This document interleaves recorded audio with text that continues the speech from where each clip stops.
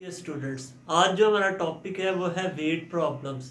इस तरह के क्वेश्चंस अक्सर आपको एनटीएस टेस्ट में मिलते हैं, लेकिन होता क्या है कि जब इतनी बड़ी स्टेटमेंट को देखते हैं स्टूडेंट, तो वो अक्सर इस तरह के क्वेश्चंस को छोड़ के आ जाते हैं, क्योंकि 100 एमसीक्यूज होते हैं, टाइम शॉर्ट होता है, तो इस तरह के लेंथी क्वेश्चंस को अक्सर स्टूडेंट छोड़ देते हैं।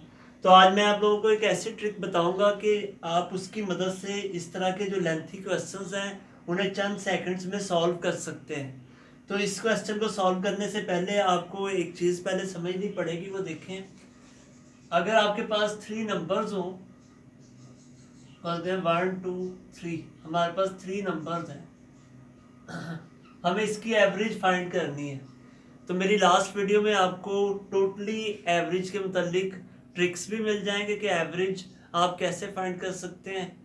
तो देखें, इन तीनों नंबर्स की एवरेज फाइंड करने का मेथड क्या है कि आपको इन तीनों नंबर्स को ऐड करना है, और जितने ये नंबर्स हैं, 3 नंबर्स हैं, उनकी तादाद पे आपने इनको डिवाइड करना है।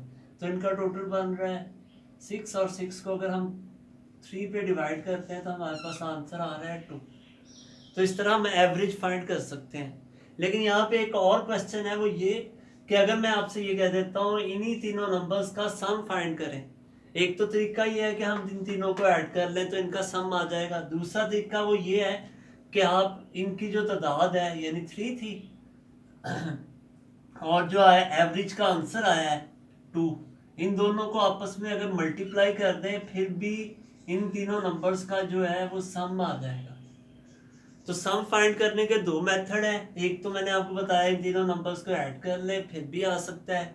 दूसरा तरीका यह है कि आप जितने नंबर्स हैं उनकी तादाद को इनकी एवरेज के साथ अगर मल्टीप्लाई कर दें फिर भी सम आ जाता है। इस ट्रिक को आप लोगों ने याद रखना है। यही ट्रिक हम इस क्वेश्चन में यूज करेंगे और ये क्वेश्चन चंद सेकंड्स के अंदर सॉल्व करेंगे।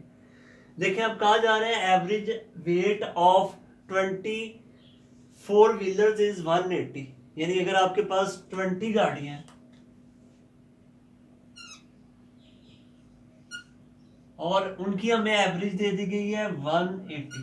अब आपको पूरी स्टेटमेंट लिखने की जरूरत नहीं है, बस आपने चंद वैल्यूज लिख लेनी है। और अब देखिए, हमें इनका सम चाहिए, तो हम इसी ट्रिक को यूज करेंगे जो मैंने आप लोगों को बताई है कि हमारे पास तादाद है और एवरेज दी गई है, आप इन दोनों को मल्टीप्लाई करें तो हमारे पास इनका सम आ जाएगा। अब आगे स्टेटमेंट में क्या कहा जा रहा है, एक ओल्ड कार्ड है जिसको इसमें से रिमूव करना है और उसकी एवरेज 2 कम हो जाती है। तो देखें, अगर हम इसमें से एक ओल्ड कार्ड रिमूव कर देते हैं तो बाकी रह जाएगी 19 हमें, क्योंकि यहाँ पे कहा गया है 1 कार्ड। और दूसरे नंबर पे अब उन्होंने कहा डीक्रीज। जब डीक्रीज की बात हो तो आप इसमें से ये माइनस करेंगे, अगर इंक्रीज हो तो आप इसमें इसको प्लस कर लेंगे। अच्छा, अब हमने इन दोनों को फिर मल्टीप्लाई करना है, और मल्टीप्लाई करने के बाद यहाँ आंसर लिखना है, और इन दोनों को जब सब्ट्रैक्ट करेंगे तो हमारे पास आंसर आ जाएगा। लेकिन ये क्या, फिर इतनी बड़ी मल्टीप्लिकेशन, जबकि मैं तो आप लोगों को ट्रिक बताने जा रहा था कि आप लोगों का टाइम कम से कम लगे। तो हम इसकी बजाय देखें, मैं आपको एक शॉर्ट ट्रिक बताऊंगा कि आपको इतनी बड़ी मल्टीप्लिकेशन भी नहीं करनी पड़ेगी और इजीली आंसर आ जाएगा। देखें, यही जो 4 वैल्यूज हैं इनको यहाँ पे लिख लें।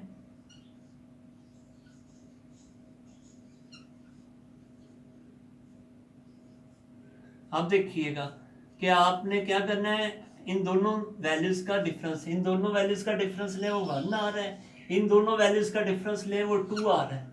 अब आपने सिंपल क्या करना है, इस वैल्यू को इस के आंसर के साथ मल्टीप्लाई करके यहाँ पे लिख देना,